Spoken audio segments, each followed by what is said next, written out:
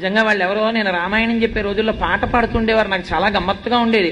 ఏదో రాతినైనా కాకపోతిని రామపాదము సోకగా, ఏదో ఆఖరికి సాకలినైనా కాకపోతిని ఆ రాముణ్ణి కనీసం నింద చేసైనా సరే రామనామము చెప్పగా, పక్షులు పశువులు రాముడి గురించి చెప్తుంటే మనిషినై ఉండి కూడా రామనామము చెప్పకపోతిని అని బాధపడుతూ వాళ్ళు పాట పాడుతుండేవారు. చాలా గమ్మత్తుగా ఉండేది నాకు ఆ పాట వింటుంటే. అలా ఒక పర్వతం నేను పడలేకపోయాను సముద్రంలో అని ఏడుస్తోంది. చూస్తే హనుమ వెనక్కి వచ్చారు. ఎందుకు ఏడుస్తున్నావు అని అడిగారు. అడిగితే నన్ను సగం దూరం తీసుకొచ్చి వదిలేశారు, నన్ను తీసుకెళ్లలేదు అంటే నాకు రామాజ్ఞ కింద వినపడింది ఆ పర్వతాన్ని త్యాకు అని. అందుకుని ఏడవకు, నేను కనుక్కొస్తాను, నన్ను ఎందుకు తేవద్దన్నారో స్వామి అని రామచంద్రమూర్తి వెళ్ళి నాకేమిటో మీ ఆజ్ఞలా వినపడింది, ఆ పర్వతాన్ని మధ్యలో వదిలేశాను, యథార్థమునకు మీ ఆజ్ఞ ఉన్నదా, తీసుకురావద్దు అని అడిగారు.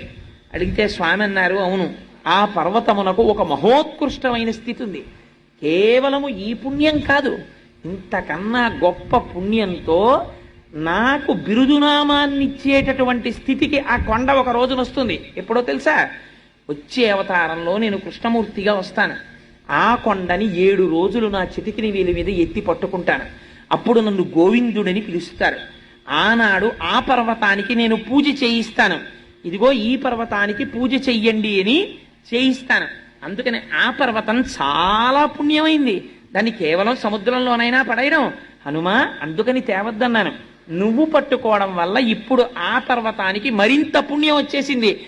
ఎవరు చెప్పుకున్నా గోవిందా గోవిందా గోవిందా అని ఆ రోజున గోవర్ధన పర్వతాన్ని స్వామి పైకెత్తాడని చెప్పుకుంటారు.